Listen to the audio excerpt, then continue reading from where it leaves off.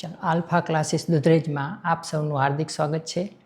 આજે આપણે ધોરણ 10 અંગ્રેજી ગ્રામર વિશે ડિટેલમાં માહિતી મેળવીશું. આજે આપણે પાયાથી ઇંગ્લિશ ગ્રામર વિશે જાણીશું. તો ઇંગ્લિશ ગ્રામર શીખવા માટે સૌપ્રથમ આપણે ABCDથી શરૂઆત કરીશું. ઘણા બધા વિદ્યાર્થીને ખ્યાલ હોતો નથી કે ABCD કેવી રીતે લખવામાં આવે છે. હકીકતમાં ABCD પહેલી ABCD અને બીજી ABCD બંને એક સમાન રીતે લખાતી નથી. ધારો કે આપણે પહેલી ABCD લખવી છે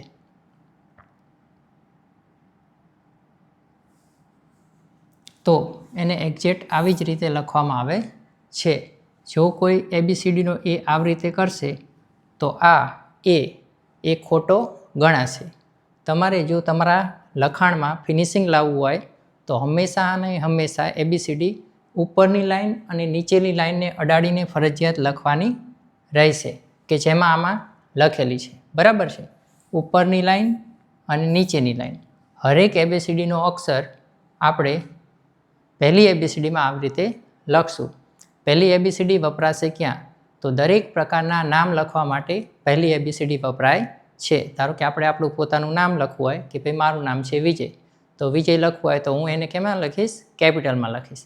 ત્યાર પછી આપણે લખવા હોય દેશના નામ કે ભાઈ ઇન્ડિયા, તો ઇન્ડિયાને આપણે શેમાં લખીશું? કેપિટલમાં લખીશું. તો એવી જ રીતે કોઈ પણ નામને આપણે હંમેશા ને હંમેશા કેપિટલમાં લખીએ છીએ. ત્યાર પછી આવે છે બીજી ABCD.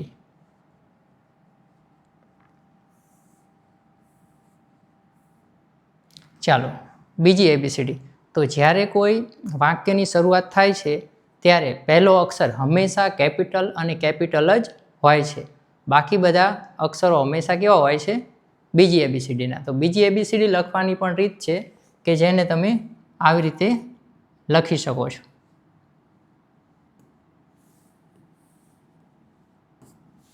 ચાલો બીજી ABCDમાં ધારો કે પહેલો અક્ષર મોટાભાગના અક્ષર અડધી લીટીમાં લખવામાં આવે છે.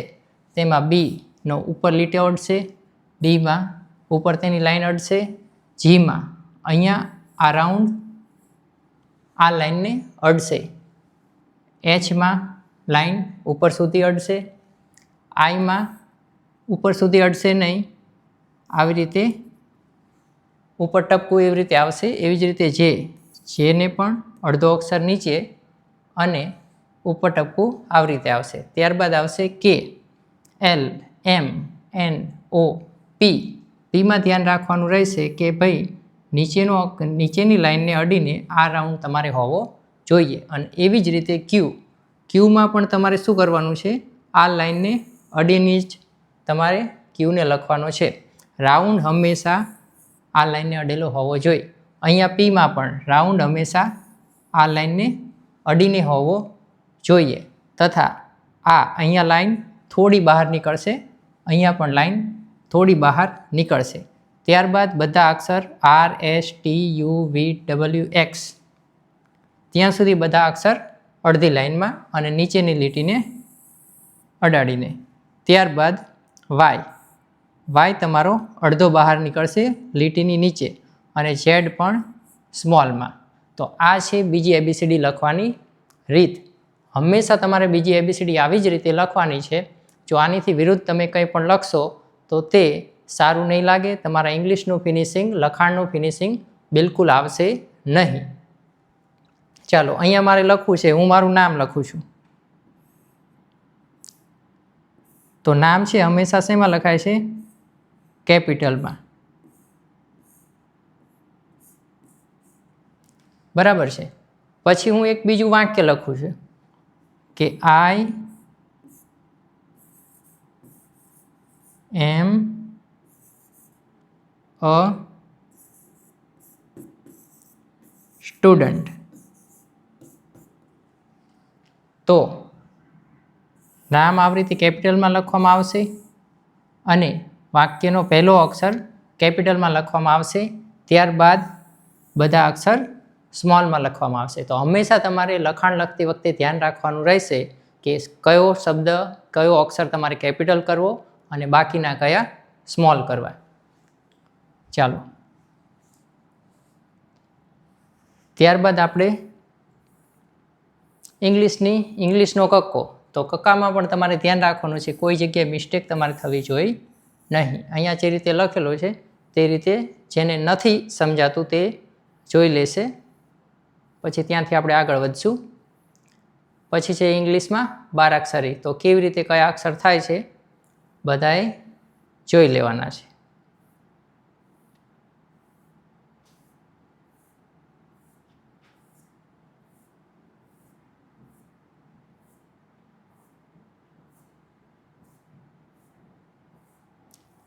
ત્યાર પછી 1 થી 100 સુધીના સ્પેલિંગ બધા જ વિદ્યાર્થીએ પાકા કરી લેવાના છે, તેમાં કોઈએ મિસ્ટેક થવી જોઈએ નહીં. આ બધું બેઝિક નોલેજ છે, આ અત્યારે સમજાવવાનું 10મા ધોરણમાં ન હોય, પરંતુ આપણે રિવિઝન તરીકે આને સમજીએ છીએ કે આપણે માર્કમાં કોઈ મિસ્ટેક થાય નહીં, કોઈ જગ્યાએ આપણા માર્ક કપાય નહીં. ચાલો, ત્યારબાદ આવે છે ABCDની માહિતી. ઘણા વિદ્યાર્થીને એવું થતું હશે કે ભાઈ ABCDમાં શું માહિતી હોય, પણ ABCDમાં પણ માહિતી ઘણી બધી છે જે આપણે અત્યારે જોઈશું. તો શું કહેવા માંગે છે માહિતી ABCDની? કે ABCDમાં 26 અક્ષર હોય છે. ત્યારબાદ ABCDમાં 21 વ્યંજન હોય છે. તો સ્વર, અક્ષર, વ્યંજન અને સ્વર ત્રણનો ડિફરન્સ પણ તમને ખબર હોવી જોઈએ. ABCDમાં 5 સ્વર હોય છે, A, E, I, O, U.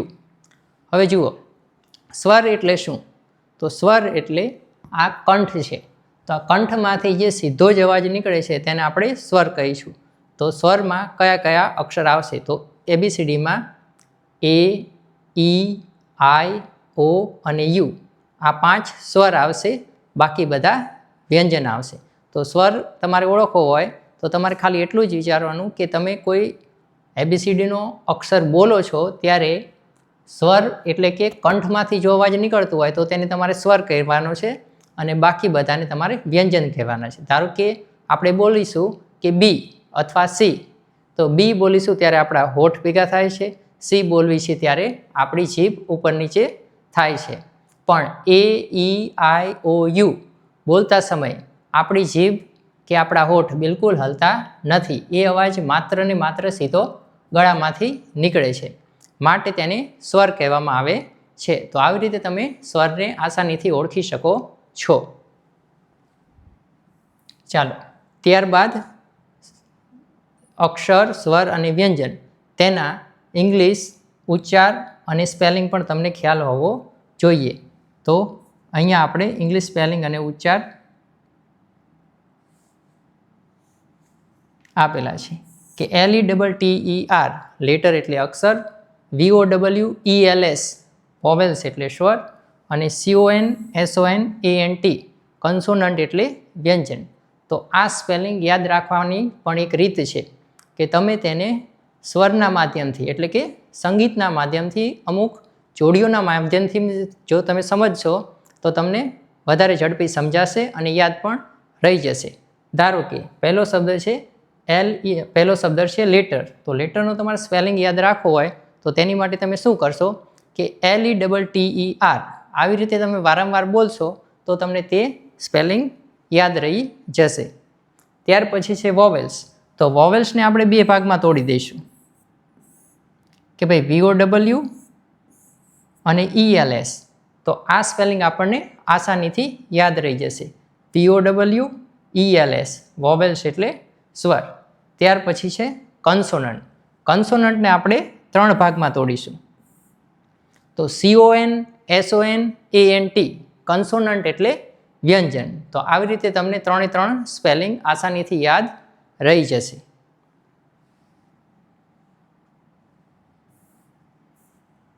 ચાલો, ત્યાર પછી આપણે ગ્રામરનો એક શરૂઆતનો સબ્જેક્ટ એટલે કે કર્તા.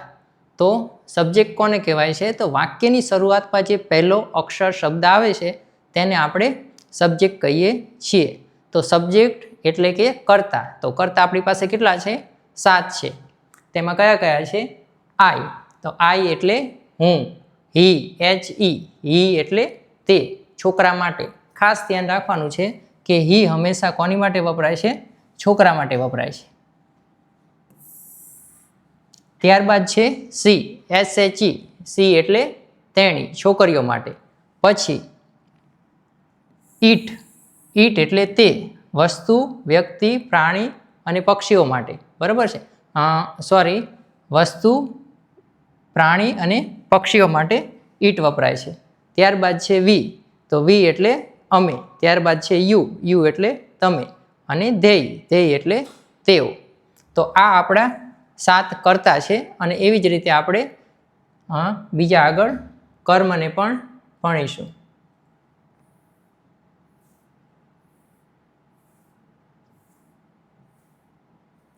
ચાલો, તે જે કરતા હતા તે જ કર્તાના હવે કર્મ બનશે.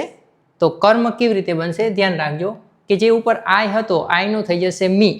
બરોબર છે, તો મી એટલે મને. પછી ઉપર હતું હી, છોકરા માટે, તો તેનું થઈ જશે હિમ, તો હિમ એટલે તેને. ત્યારબાદ છે સી, તો ઉપર કર્તામાં હતું સી, તો સીનું હવે થઈ જશે અહીંયા હર. ત્યારબાદ ઉપર કર્તામાં હતું ઈટ, તો ઈટનું ઈટ જ રહેશે. ત્યારબાદ વી, ઉપર કર્તામાં હતું વી અને હવે નીચે તેનું થઈ જશે અસ, અસ એટલે અમને. પછી યુ, તો યુ ઉપર કર્તામાં પણ યુ હતું અને નીચે કર્મમાં પણ યુનું યુ જ રહેશે અને યુ એટલે તમને. પછી છે ધેય, ધેયનું કર્મ થઈ જશે ધેમ, તો ધેમ એટલે તેઓને. તો તમારે બધા જ વિદ્યાર્થીઓએ ખાસ ધ્યાન રાખવાનું છે કે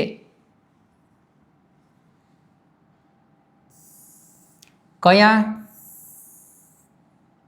શબ્દનો કયો અર્થ થાય છે, ગુજરાતી અને ઇંગ્લિશ, ખાસ ધ્યાન રાખવાનું છે. આ હરેક શબ્દ ભલે તમને સહેલા દેખાય છે પણ આપણે તેને ઘણી જગ્યાએ જુદી જુદી રીતે વાપરી નાખતા હોઈએ છીએ જે અયોગ્ય હોય છે. જ્યારે આપણે ગુજરાતીમાંથી ઇંગ્લિશ અથવા ઇંગ્લિશમાંથી ગુજરાતી કરીએ છીએ ત્યારે ઘણા બધા ફેરફાર કરી વાળતા હોઈએ છીએ, તો જે આપણે ન કરવા જોઈએ.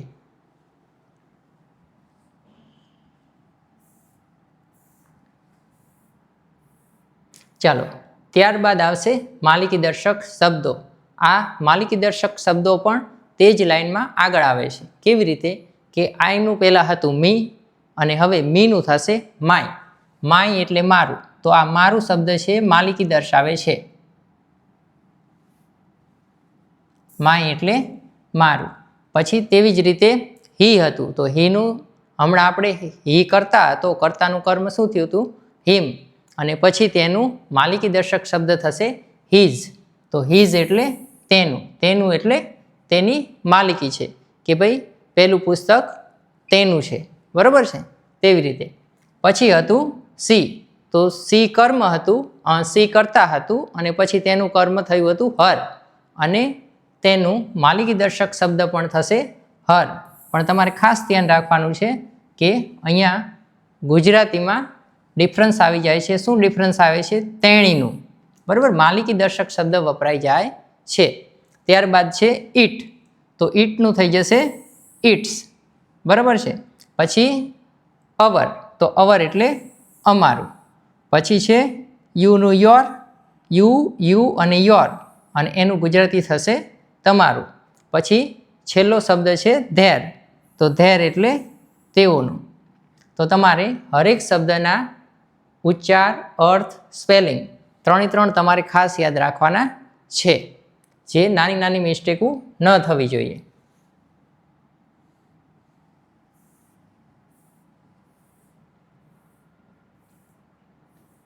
ચાલો, ત્યારબાદ છે ટુ બીના ક્રિયાપદ. તો ટુ બીના ક્રિયાપદ હવે આપણે ખાસ ભણવાના છે, કારણ કે ગ્રામરનો મોટા ભાગની સમજણ તમારે માત્ર ને માત્ર ટુ બીના ક્રિયાપદ સમજવાથી આવી જાય છે. તો ખાસ કરીને ક્રિયાપદો ઘણા બધા છે, પરંતુ ટુ બીના ક્રિયાપદ અહીંયા આપણે જોઈએ છીએ એટલા છે. કેવી રીતે કે પહેલાં તો ટુ બીના ક્રિયાપદ કે ટુ બીનું, ટુ બી એટલે હોવું, અસ્તિત્વ દર્શાવે છે. આ ટુ બીનો અર્થ છે કે ટુ બી એટલે શું, તો તમે આવું કહી શકો છો કે ટુ બી એટલે હોવું, અસ્તિત્વ દર્શાવે છે. ધારો કે હું વિદ્યાર્થી છું, તેઓ શિક્ષક છે. બરાબર છે, તો આ બધું શું છે કે છે, છું, છા, હતો, હતી, હતું. ગુજરાતીમાં જે શબ્દો આવે છે તે બધા ક્રિયાપદ જ છે, પણ આપણે તેને ઇંગ્લિશમાં આવી રીતે સમજશું કે ટુ બીના ક્રિયાપદ વર્તમાન કાળમાં એમ ઇઝ આર, ભૂતકાળમાં વોઝ વેર અને ભવિષ્યકાળમાં શેલ વિલ. ચાલો, તો ટુ બીના ક્રિયાપદ વર્તમાન કાળમાં એમ ઇઝ આર, ભૂતકાળમાં વોઝ વેર અને ભવિષ્યકાળમાં શેલ વિલ થાય છે. ત્યારબાદ એ દરેક શબ્દના અર્થ તમારે ખાસ યાદ રાખવાના છે કે એ એમ, એમ એટલે છું, આઈ એસ, ઇઝ એટલે છે, એ આર ઈ, આર એટલે છો.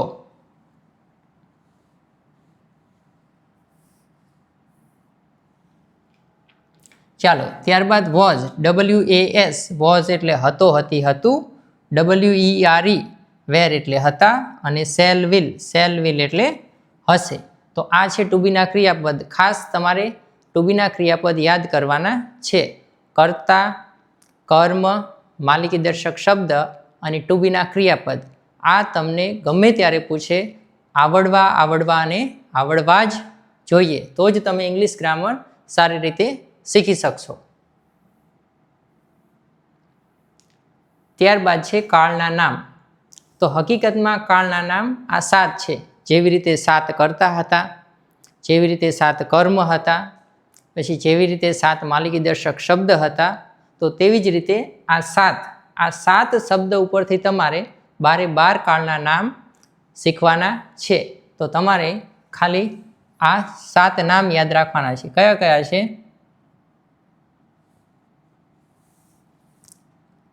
કે પહેલું છે ટેન્સ, TENSE. તમારે યાદ રાખવા માટે હું જે રીતે બોલું છું તે રીતે બોલવાનો પ્રયત્ન કરવાનો, તો તમને તે સ્પેલિંગ યાદ રહી જશે. કેવી રીતે?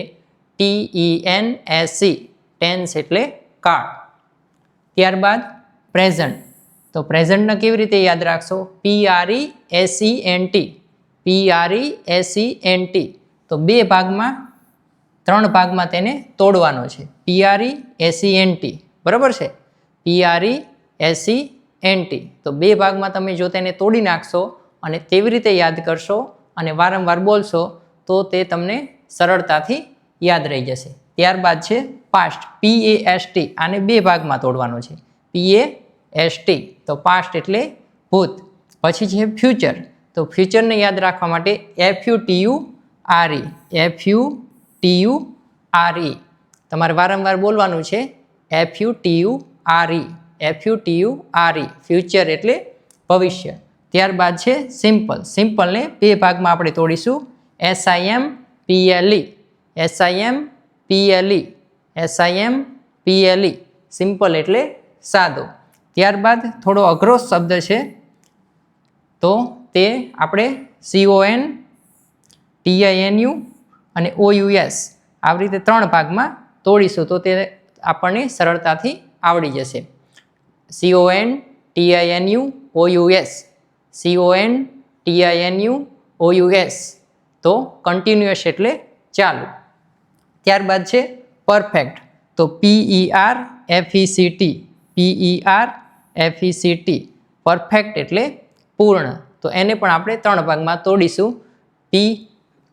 PERFECT, પરફેક્ટ એટલે પૂર્ણ. ચાલો, તો ઉપરના જે 7 સ્પેલિંગ તમે યાદ કરેલા છે, જેના ઉચ્ચાર અને અર્થ યાદ કરેલા છે, તેની જ ઉપરથી આ રીતે 3 કાળ પહેલા બને છે. કયા? તો પ્રેઝન્ટ ટેન્સ.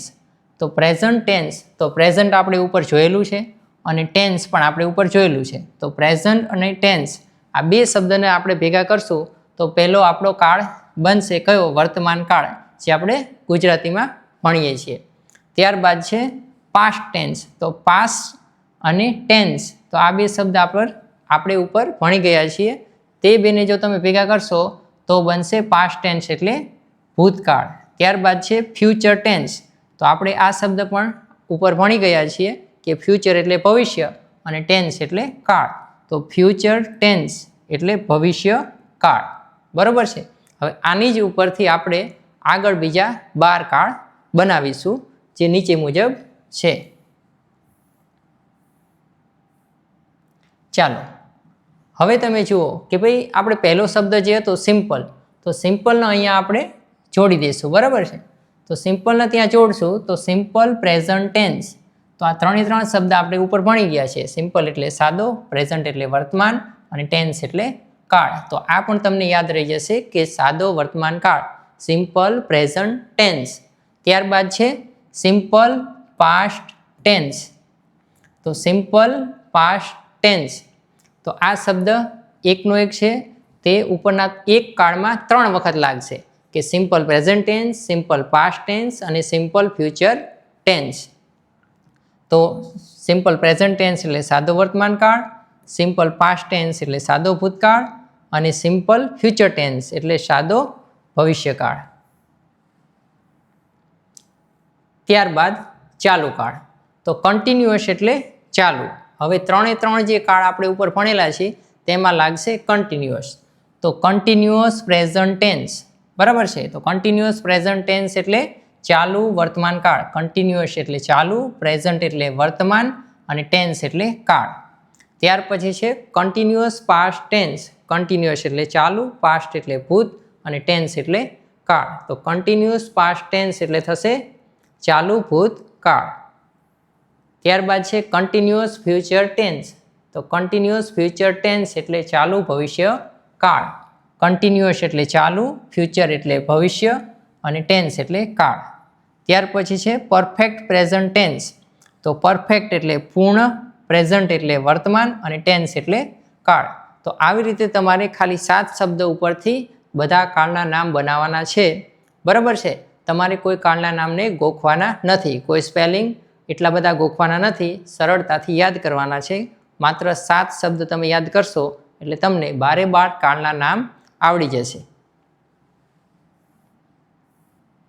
ચાલો, ત્યારબાદ છે પરફેક્ટ પાસ્ટ ટેન્સ. તો પૂર્ણ ભૂતકાળ અને છેલ્લો 9મો કાળ પરફેક્ટ ફ્યુચર ટેન્સ, તો પૂર્ણ ભવિષ્યકાળ. હવે બાકીના જે 3 કાળ છે ચાલુ, પૂર્ણ કાળ, એ આપણે આગળની ગ્રામર જ્યારે ચાલુ કરશું ત્યારે આપણે ભણીશું, જે લગભગ તમારે 10મા ધોરણમાં આવતા નથી.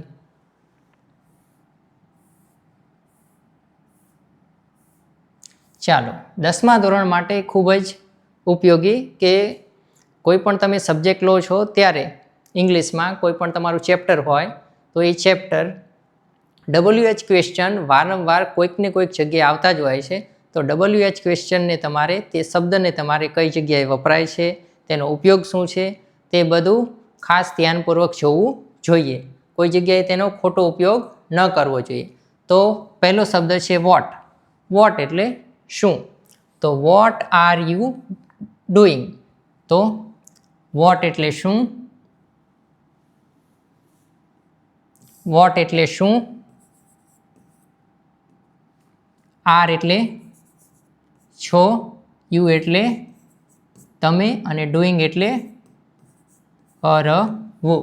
તો તમે શું કરી રહ્યા છો? તો જ્યારે પણ તમારે ઇંગ્લિશમાંથી ગુજરાતી કરવાનું હોય છે ત્યારે એક શબ્દ ઉપર તેનો ગુજરાતી અર્થ લખી અને પછી ગુજરાતીમાં તેનું અર્થપૂર્ણ વાક્ય બનાવવાનું છે. તો તમારે આરામથી ઇંગ્લિશનું ગુજરાતી થઈ જશે. ત્યારબાદ છે WH. WHO, વુ. તો વુ એટલે કોણ? તો અહીંયા લખેલું છે વુ આર યુ. તો આ આર ટુ બીનું ક્રિયાપદ છે. અહીંયા પણ આ ટુ બીનું ક્રિયાપદ છે, જેનો અર્થ આપણે ઉપર જોયો હતો છો થાય છે. અને હુ એટલે કોણ અને યુ એટલે તમે. તો આ બધા શબ્દના અર્થ આપણે જોયા છે. તો હુ આર યુ, તમે કોણ છો. પછી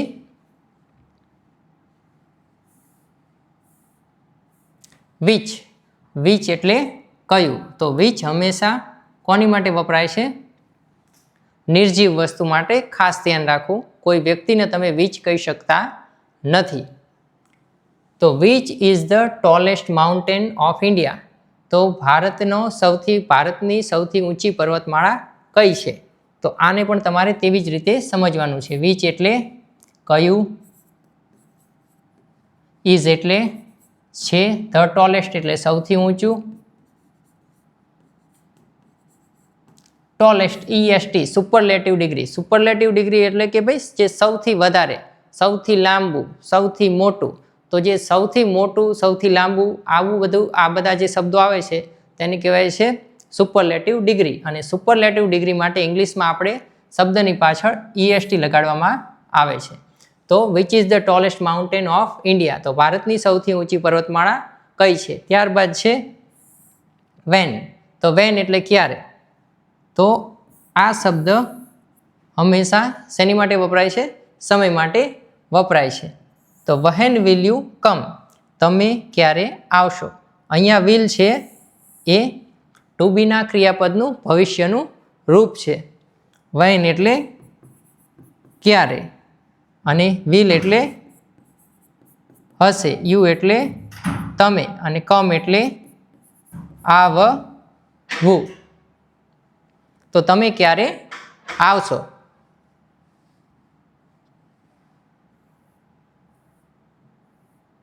ચાલો ત્યાર પછી છે વેર. તો વેર એટલે ક્યાં, સ્થાન માટે. તો વેર આર યુ ગોઈંગ.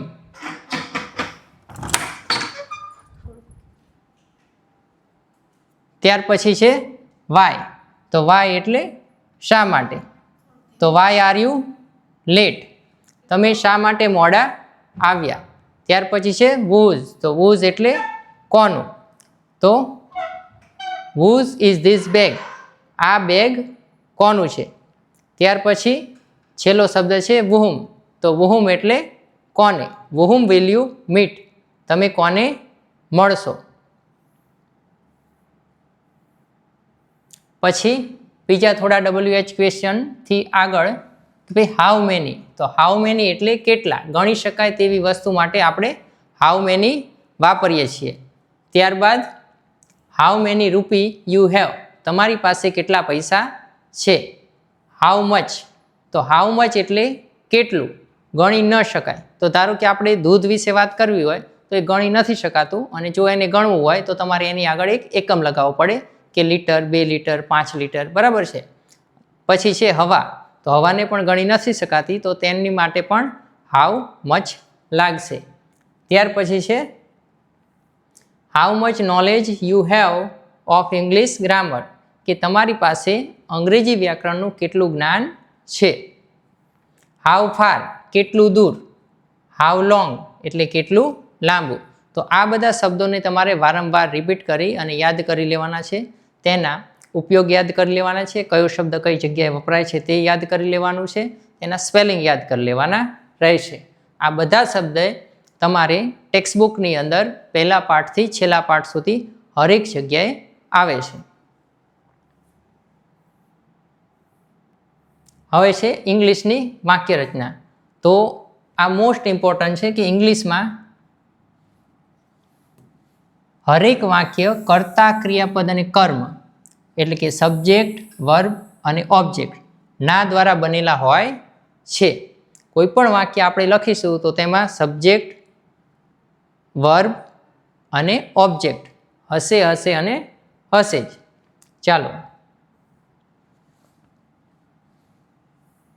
ચાલો એમ એક વચનમાં આવશે. તો એમ માત્ર ને માત્ર કયા કર્તા જોડે જોડાય છે. હમણાં આપણે ઉપર જે કર્તા જોયા હતા તેમાં એમ આઈની જોડાય છે. આઈ સિવાય બીજી કોઈ પણ જગ્યાએ એમ આવતો નથી. તો આઈની જોડે એમ લાગશે. આઈ એમ સ્ટુડન્ટ, તો હું એક વિદ્યાર્થી છું. તો અહીંયા તમારે આઈ એટલે હું, એમ એટલે છું, અ એટલે એક અને સ્ટુડન્ટ એટલે વિદ્યાર્થી. તો આવી રીતે તમારે હરેક શબ્દ ઉપર તેનું ગુજરાતી લખી અને પછી વાક્યનું ટ્રાન્સલેશન કરવાનું રહેશે. તો તમારા ટ્રાન્સલેશનમાં કોઈ પણ ભૂલ પડશે નહીં. ત્યારબાદ છે ઇઝ. ઇઝ પણ ટુ બીનું ક્રિયાપદ છે અને ઇઝ પણ એક વચનમાં વપરાય છે કે she is student, he is student, તેવી રીતે, બરાબર છે. તો આપણે અહીંયા જોઈશું કે હી, સી, ઇટ જોડે ઇઝ લાગશે. તો હી ઇઝ અ સ્ટુડન્ટ, તે એક વિદ્યાર્થી છે. C she is a student, C એટલે તેણી, એ એટલે એક, વિદ્યાર્થીની છે. પછી it is a cat, it એટલે તે, ઇઝ એટલે છે, અ એટલે એક, અને કેટ એટલે બિલાડી. તો તે એક બિલાડી છે. આવી રીતે તમારે ઇંગ્લિશમાંથી ગુજરાતી ટ્રાન્સલેશન કરવાનું રહેશે. ત્યારબાદ છે આર. આર બહુવચનમાં લાગશે. આર વર્તમાન કાળમાં બહુવચનમાં જ લાગે છે અને બહુવચનના જે કર્તા છે તેની જોડે લાગે છે. હવે બહુવચનના કર્તા આપણી પાસે કયા કયા હતા? તો તે હતા યુ અને વી અને ધે. તો યુ આર અ સ્ટુડન્ટ, તો તમે એક વિદ્યાર્થી છો. તમે એક વિદ્યાર્થી છો. તો આ બધા શબ્દના અર્થ આપણે ઉપર જોયા છે અને એ શબ્દના અર્થ મુજબ આપણે અહીંયા તેનું ગુજરાતી લખી રહ્યા છીએ. ત્યારબાદ છે વી આર સ્ટુડન્ટ. અહીંયા અ લાગતો નથી. કારણ શું છે? કારણ કે બહુવચનમાં કોઈ દિવસ અ આવતો નથી, એટલા માટે. તો વી આર સ્ટુડન્ટ, તો વી એટલે અમે, આર એટલે છો અને સ્ટુડન્ટ એટલે વિદ્યાર્થી. તો અમે વિદ્યાર્થીએ છીએ. બરાબર છે. તો અહીંયા આપણે ગુજરાતી કરતા સમયે ધ્યાન રાખવાનું કે ગુજરાતીમાં આપણે અમે વિદ્યાર્થી છો નથી થતું, પણ અમે વિદ્યાર્થી છીએ થશે. પછી ધે આર સ્ટુડન્ટ, તો તેઓ વિદ્યાર્થીઓ છે.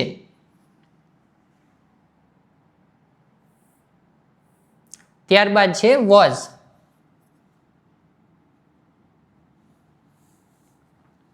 વોઝ ભૂતકાળમાં લાગશે.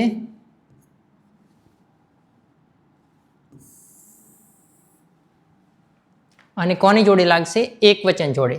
તો આઈ, હી, સી, ઇટ જોડે વોઝ લાગશે. આ ચારે ચાર શબ્દ કેવા છે? એક વચન. અને વોઝ પણ કેવું છે? એક વચન. તો આઈ વોઝ અ સ્ટુડન્ટ, તો હું એક વિદ્યાર્થી હતો. બરાબર છે. અહીંયા આઈ એમ અ સ્ટુડન્ટ તેની જગ્યાએ થઈ ગયું આઈ વોઝ અ સ્ટુડન્ટ. તો ઇઝનું હતું છે અને વોઝનું હતું હતો.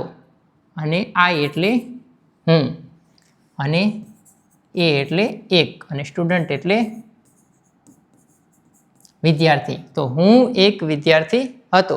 ધારો કે અત્યારે આપણે જીવનમાં જુદા જુદા કામ કરીએ છીએ, પણ એક સમયે આપણે બધા વિદ્યાર્થીઓ હતા. એટલા માટે હરેક વ્યક્તિ કહી શકે છે કે હું એક વિદ્યાર્થી હતો. હકીકતમાં તો દરેક વ્યક્તિ હંમેશા જીવન દરમિયાન વિદ્યાર્થી જ રહે છે. તો ખાસ ધ્યાન રાખવું કે આપણે હંમેશા ને હંમેશા કંઈક ને કંઈક શીખતા રહેવું જોઈએ. પછી બીજું વાક્ય છે હી વોઝ અ સ્ટુડન્ટ. તો હી એટલે તે, વોઝ એટલે હતો, એ એટલે એક, અને સ્ટુડન્ટ એટલે વિદ્યાર્થી. તો તે એક વિદ્યાર્થી હતો. ત્યારબાદ છે she was a student. C એટલે તેણી, વોઝ એટલે હતી, ઇઝ એ એટલે એક, અને સ્ટુડન્ટ એટલે વિદ્યાર્થીની. ચાલો, તો સી વોઝ અ સ્ટુડન્ટ, તેણી એક વિદ્યાર્થીની હતી. પછી ઇટ વોઝ અ કેટ. તો ઇટ વોઝ અ કેટ, તો તે એક બિલાડી હતી.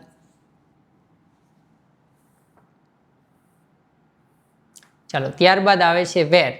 તો વેર પણ આપણે ટુ બીના ક્રિયાપદમાં જોયું હતું કે ભાઈ ભૂતકાળના જે ટુ બીના ક્રિયાપદ હતા તેમાં એક હતું વોઝ અને બીજું હતું વેર. તો વોઝ એકવચન માટે વપરાય છે, જ્યારે વેર બહુવચન માટે વપરાય છે. ચાલો, યુ વી તે જોડે વેર લાગશે. યુ વેર સ્ટુડન્ટ, તો તમે વિદ્યાર્થીઓ હતા. છો નહીં, અહીંયા આવશે હતા.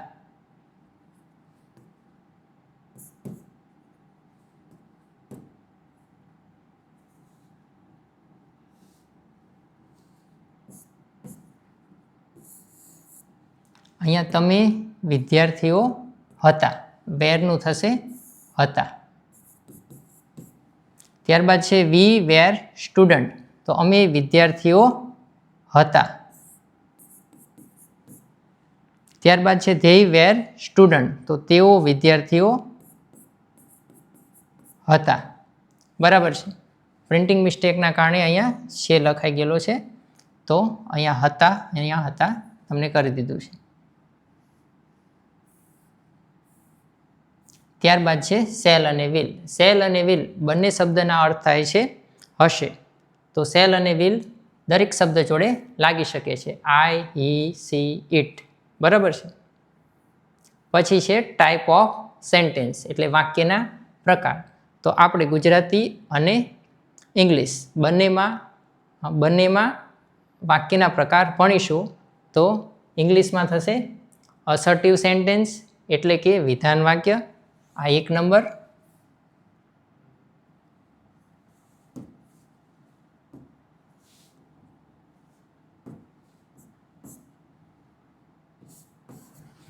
પછી છે બીજું ઇન્ટ્રોગેટિવ સેન્ટેન્સ, એટલે કે પ્રશ્નાર્થ વાક્ય. પછી છે ત્રીજું ઇમ્પરેટિવ સેન્ટેન્સ, એટલે કે આજ્ઞાર્થ વાક્ય. અને ત્યારબાદ છે એક્સક્લેમેટરી સેન્ટેન્સ, એટલે ઉદ્ગાર વાક્ય. તો આ 4 પ્રકારના વાક્ય આપણે ઇંગ્લિશમાં ભણવાના રહેશે, અને આ 4 પ્રકારના વાક્ય ઉપરથી આપણે જુદી જુદી રચનાઓને પણ સમજીશું, જે તમને એક્ટિવ, પેસિવ અને ડાયરેક્ટ ઇનડાયરેક્ટમાં ખૂબ જ કામ લાગશે. કારણ કે ત્યારે તમારે સેન્ટેન્સ એટલે કે વાક્યને ઓળખવાનો જરૂરિયાત થશે, તો તે માટે તમારે અત્યારથી વાક્યના પ્રકાર સમજી લેવાના છે. ત્યારબાદ 2 પ્રકાર, આ બધામાં 2 પ્રકાર આવે છે કે ભાઈ વિધાન વાક્ય છે, તો વિધાન વાક્ય 2 પ્રકારના હોય, એક પોઝિટિવ અને એક નેગેટિવ.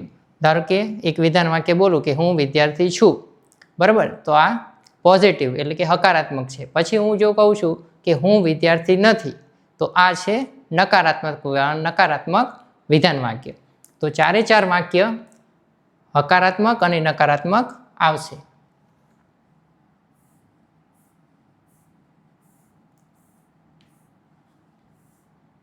ત્યારબાદ આ મહત્વનો ટોપિક છે કે જેની આપણે ખાસ આગલા વિડીયોમાં ચર્ચા કરીશું. તો તમારે આ ખાસ બધા યાદ કરી લેવાના રહેશે હાલ પૂરતા. આની ડિટેલમાં ચર્ચા આપણે નેક્સ્ટ વિડીયોમાં કરવાના છીએ. ચાલો, પહેલું છે નાઉન. તો પાર્ટ ઓફ સ્પીચ. ઇંગ્લિશના હરેક શબ્દ 99.99% પાર્ટ ઓફ સ્પીચની અંદર સમાયેલા હોય છે. તેમાં નાઉન એટલે નામ, પ્રોનાઉન એટલે સર્વનામ, વર્બ એટલે ક્રિયાપદ, એડવર્બ એટલે ક્રિયા વિશેષણ, એડજેક્ટિવ એટલે વિશેષણ, કંજક્શન એટલે સંયોજક, પ્રેપોઝિશન એટલે નામયોગી અને ઇન્ટરજેક્શન એટલે અતિક્રમણ. તો આપણે 8 પ્રકાર પાર્ટ ઓફ સ્પીચના છે તે નેક્સ્ટ વિડીયોમાં ભણીશું. તો તમારે ખાસ યાદ રાખી લેવાના છે. યાદ કેવી રીતે રાખવાના છે સમજી લો.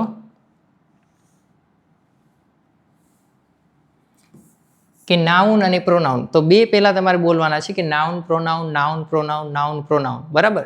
પછી 3 બોલવાના છે, verb adverb adjective, verb adverb adjective, verb adverb adjective, verb adverb adjective. પછી 2 અને 3 ભેગા બોલવાના છે કે ભાઈ noun pronoun, verb adverb adjective, noun pronoun, verb adverb adjective. ત્યારબાદ બાકીના વધેલા, બરાબર છે, કંજક્શન, પ્રેપોઝિશન અને ઇન્ટરજેક્શન. હવે 1, 2 ને 3ના ગેપમાં તમારે બોલવાનું રહેશે. કેવી રીતે? તો noun pronoun, verb adverb adjective, conjunction, preposition, interjection. તો સાદી રીતે તમને યાદ રહી જશે, બરાબર છે. તો હવે નેક્સ્ટ વિડીયોમાં આપણે પાર્ટ ઓફ સ્પીચ વિશે વાત ડિટેલમાં કરીશું.